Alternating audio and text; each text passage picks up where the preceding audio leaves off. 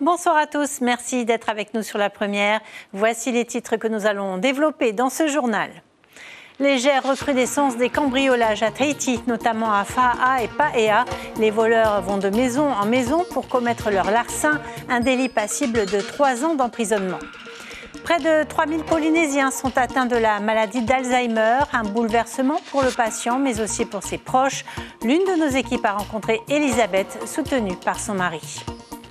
La compagnie Air Moana va-t-elle survivre à ces graves problèmes de trésorerie? Le pays lui vient en aide à hauteur d'1 milliard de francs. Reste à trouver 3 milliards auprès des banques et des investisseurs. Dans notre rubrique Tehono Ta'amotu, nous prendrons la direction de Tupua'i, où vient de se dérouler le 33e congrès des communes. Nous ferons le bilan de ces 4 jours de débat avec Fernand Tahiata, maire de Tupua'i. Et puis Kyle Taraufo gagne la 2e étape de la Hawaii Kinui Solo. En tête du classement général, il survole la course malgré des conditions difficiles. Mais d'abord, cet accident mortel à Papara. Un accident s'est produit cet après-midi, un peu après le PK33. 3 véhicules sont entrés en collision, une fourgonnette, une citadine et un camion plateau. Pour une raison encore inconnue, la fourgonnette s'est déportée sur la voie opposée et percuté le camion plateau. Malgré l'intervention des pompiers de la commune, le conducteur de la fourgonnette a perdu la vie. C'est le 19e décès sur nos routes depuis le début de l'année. Les vols sont en légère recrudescence sur Tahiti, en particulier sur les communes de Fa'a et Paea. Il s'agirait de vols par périple, c'est ainsi que les gendarmes les qualifient, c'est-à-dire qu'un seul auteur commet plusieurs larcins dans la même zone. Les victimes se sentent impuissantes. On voit cela avec Lucille Guichet et Mirko Vanfo. Ils sont rentrés par là, ils sont allés certainement dans la maison. Où ils ont pris 2 boombox. Il y a plusieurs semaines, la famille Loglin a été victime de vols en série sur Fa'a. Partis de leur maison avec les chiens, ils constatent à leur retour que de l'outillage et du matériel IFI ont été dérobés à 3 reprises. Malgré son amertume, la famille n'a pas déposé plainte. Après, on a lâché l'affaire parce que c'est vrai que on aurait très bien pu continuer les investigations, essayer de chercher. On a plus pensé à préserver, donc installer des caméras, parce qu'on ne pense pas tellement qu'on va récupérer notre matériel. Et c'est surtout la colère en fait, qui nous fait peur à nous. Rodney, lui, a porté plainte et a choisi de s'équiper après avoir subi 2 vols sur Paea. J'ai dû m'acheter une caméra, comme c'est préconisé. Comme ça, je peux voir en toute heure ce qu'il y a dehors. Sur son véhicule stationné à l'extérieur, dans l'attente d'une réparation, les voleurs ont dérobé le radiateur et le pare-choc avant. Et alors qu'il était présent à son domicile, un vélo, un sac à main et une tablette ont été volés sur la terrasse. Pour l'heure, l'enquête n'a rien donné. Ce qui me fait le plus peur, c'est que ma fille elle dormait dans le salon ce soir-là. Donc si elle s'était réveillée au moindre bruit et qu'elle rencontrait le voleur, je ne sais pas ce qui serait passé, quoi. La gendarmerie note une légère recrudescence des vols, du fait surtout de bandes de jeunes. Des vols dits par périple, où un seul groupe commet une série de larcins dans la même soirée ou le même week-end. Un tiers des voleurs est identifié et arrêté. On a sur les 3 dernières semaines des individus qui, pour des faits de tentative de vol ou des faits de vol, ont été condamnés, certains à 6 mois de prison avec sursis, d'autres jusqu'à 1 an de prison ferme avec mandat de dépôt, c'est-à-dire que le soir même de leur présentation, ils dormaient en prison. Le premier rempart contre les vols reste de verrouiller son domicile et ranger les objets de valeur à l'abri des regards. C'est une maladie qui touche le cerveau, une atteinte progressive et irréversible. La maladie d'Alzheimer touche environ 1% de la population polynésienne, soit près de 3000 personnes. Ismail Tahiata et Dylan Fels ont rencontré Elisabeth, 78 ans, diagnostiquée il y a 6 ans maintenant. Elle est soutenue par son mari. Depuis 3 ans, c'est de plus en plus difficile car elle perd en autonomie. Charlemagne, un druide attentionné et une potion magique en préparation. Non, pas du tout, juste le jus préféré d'Elisabeth. Papaye et la mangue. Elle aime bien ça. Ça, c'est du fruit frais, ça. Il n'y a pas de protéines dedans, c'est naturel. Un goût qu'Elisabeth n'a jamais oublié. Et pourtant, la mémoire, ce n'est plus son fort. Elle est atteinte d'Alzheimer. Elle devait aller chercher les mots au toit à l'école. Elle a oublié, elle n'a pas été. Et si vous la laissez seule, si c'est une personne âgée qui vit seule, elle oubliera de manger. C'était pourquoi? Parce que des fois, elle s'en va. Elle s'en va et quand tu fais la sieste, et quand tu réveilles, elle n'est plus là. J'ai obligé d'aller chercher. Des fois, j'ai des amis qui ramènent. Sinon, j'ai des autorités municipales qui ramènent. On a trouvé ta femme. Voilà, c'est comme ça. C'est peur des fois. En 2018, Elisabeth est hospitalisée. Le personnel médical voit en elle les signes avant-coureurs de la maladie. Direction le centre de la mémoire à Taoné. Il y a toute une batterie d'examens. Et quand le cadre est placé au niveau santé, là, la famille déjà doit, on va dire, commencer un travail d'acceptation. Honnêtement, j'avais les larmes aux yeux parce que quand tu annonces ça, tu sais, je me suis déjà renseignée sur la maladie. C'est difficile parce que tu sais que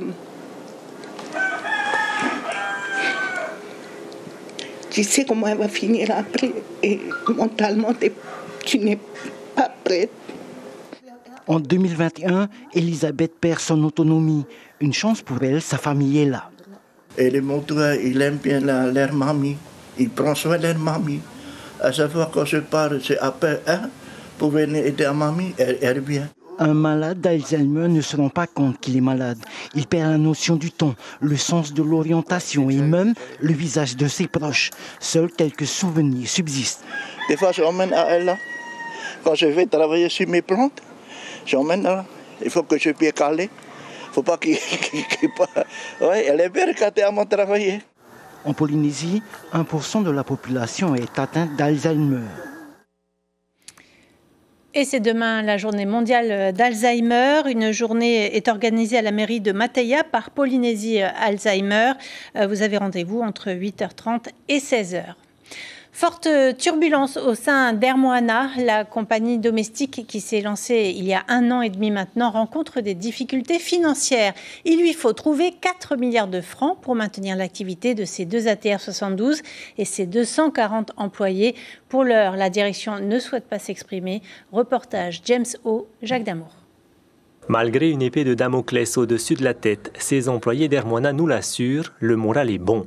Il faut accueillir les passagers qui, eux, sont convaincus des bienfaits de la concurrence. Avec Air Moana, ce qui a changé, c'est déjà les prix. Ça fait 1 an que je vais à Rangui.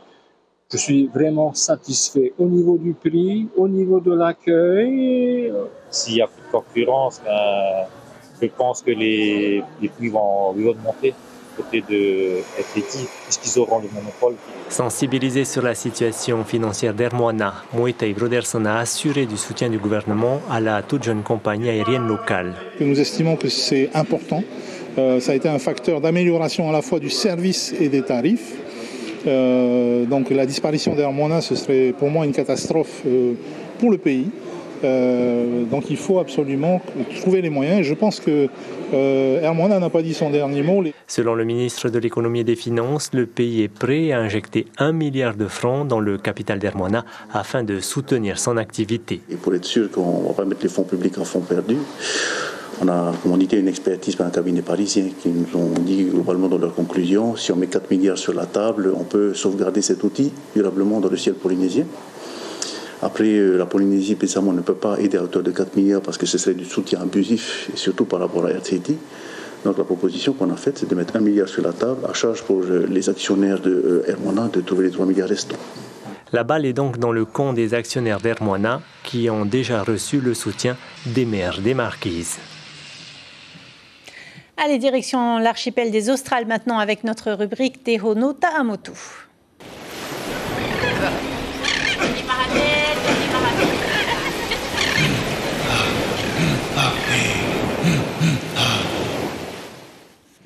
Le 33e congrès des communes vient de s'achever à Tupua'i. Je vous propose de retrouver le maire de cette île des Australes, Fernand Tahiata. Bonsoir Tavana, vous avez encore relevé un véritable défi logistique avec ce congrès. Est-ce qu'il y a eu des avancées, des annonces pour les communes? Oui, bonsoir Polynésie la première et mes salutations à tous les Tavana qui sont présents sur l'île de Tupua'i toute la semaine pour le congrès des maires. Et oui, pour la question, oui, on s'est réunis en plusieurs ateliers à discuter sur plusieurs thématiques de toute la semaine. Et il y a des avancées dans nos discussions puisque les représentants de l'État sont présents toute la semaine et les administrateurs de l'État, les administrateurs et la ministre de l'Emploi pendant notre congrès toute la semaine. Et c'est la première fois aussi ça. Hein?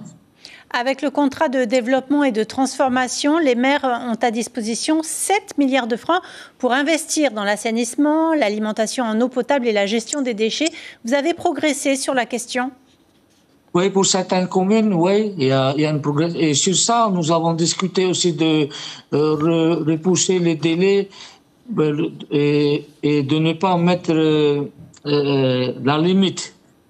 Et puisque pour certaines communes, le problème c'est leur participation, la participation des communes. Hein.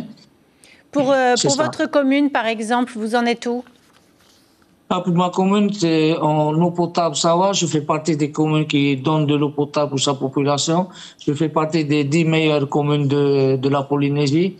Donc, sur l'eau usée, et le dossier est en cours et nous allons finaliser tout ça et avoir des financements pour ça.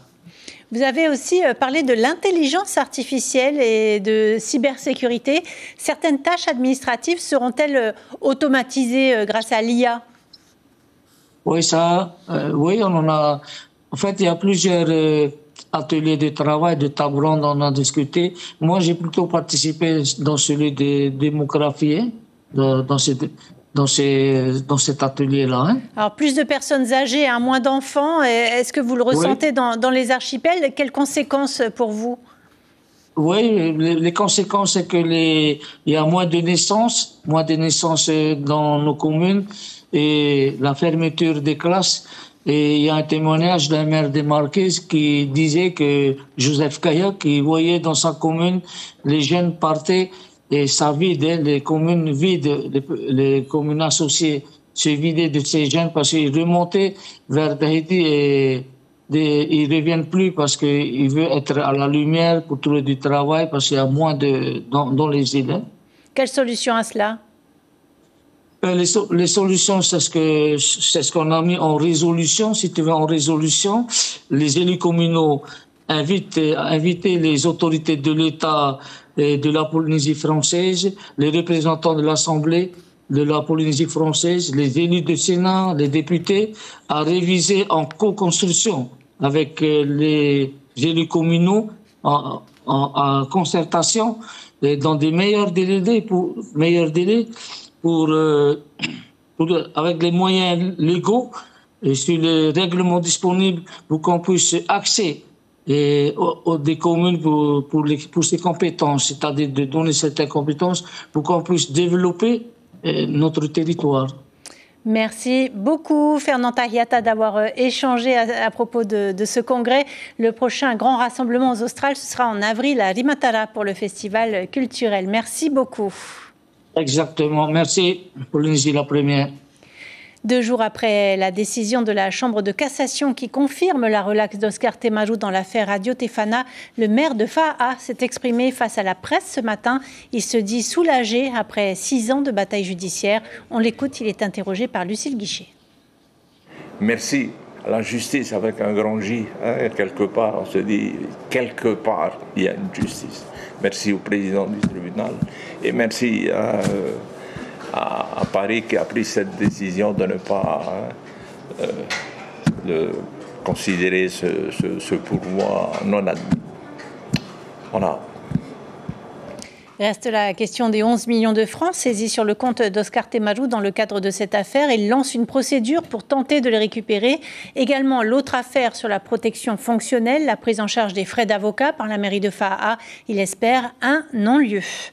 La composition du gouvernement Barnier devrait être connue dans quelques heures maintenant. Les derniers ajustements sont en cours selon Matignon. Le gouvernement de Michel Barnier donc se précise et c'est François-Noël Buffet qui est pressenti à l'outre-mer. Membre des LR, il préside la commission des lois du Sénat depuis 4 ans maintenant. Il est familier avec les dossiers ultramarins, notamment ceux de la Nouvelle-Calédonie. Les ministères des Outre-mer pourraient redevenir un ministère de plein exercice rattaché au Premier ministre. C'est l'événement de l'année en MMA, la Tahiti Fighting Championship. La soirée a débuté il y a déjà 1h30 à Toata avec plus de 3000 personnes dans les gradins. Au programme, 15 combats avec des athlètes venus de l'étranger. Je vous propose de rejoindre tout de suite Raihei Nadjarian et Dylan Fels près de l'octogone. Bonsoir Raihei, doit-on s'attendre à de beaux duels ce soir ?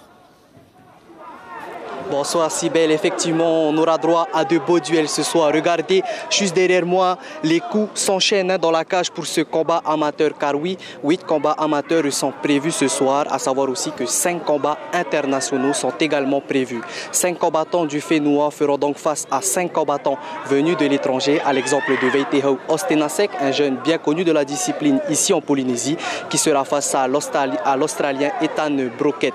Pour le combat final, ça sera notre champion Teiki Nauta qui sera face à l'Américain Eskeman. À savoir que ces deux combattants se sont déjà rencontrés l'année dernière ici à Toata, mais au terme du combat, ils ont fini sur une égalité. Nous aurons donc droit à une belle revanche ce soir. Alors au niveau des tribunes, il faut savoir que celles-ci ne sont pas encore complètement remplies. Le monde arrive petit à petit bien sûr et normalement il y aura beaucoup plus de monde lors des combats internationaux prévus tout à l'heure.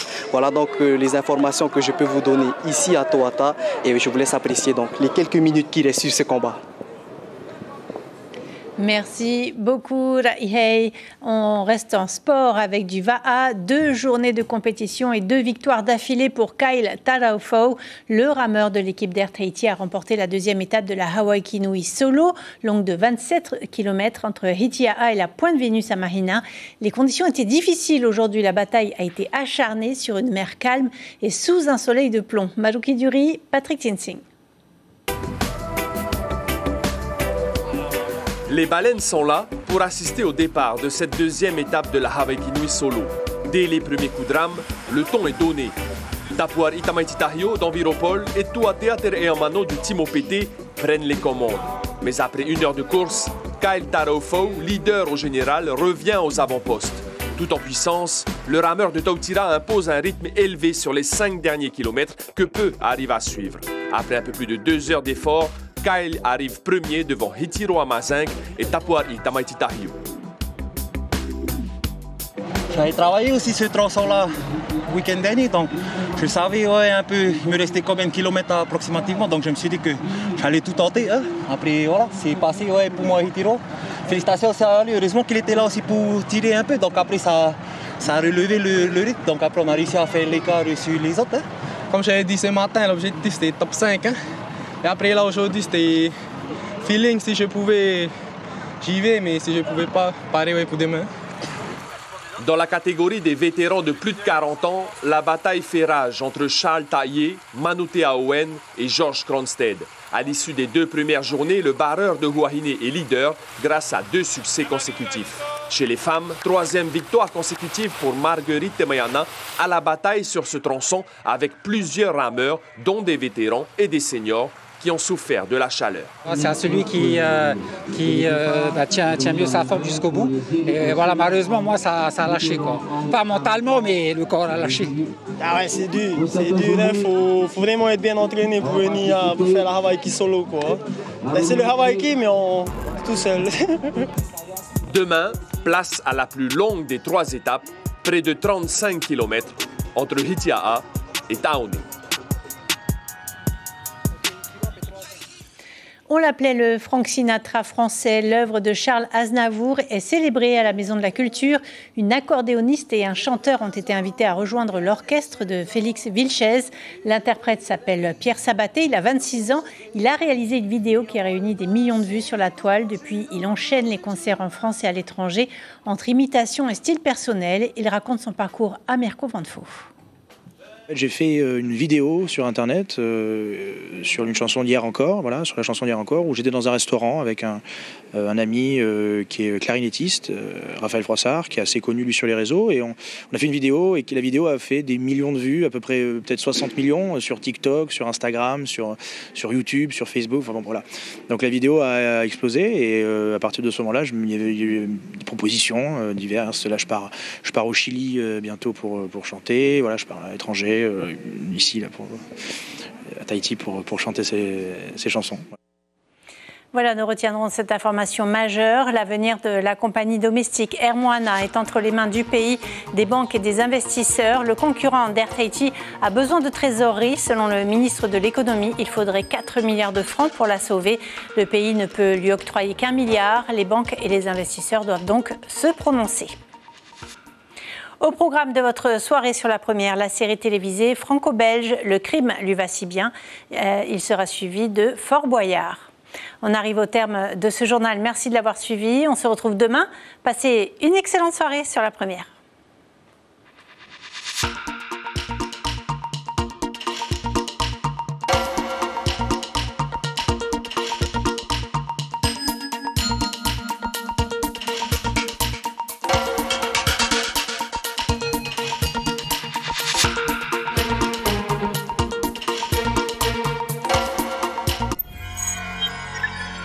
Retrouvez ce programme en replay sur notre site internet.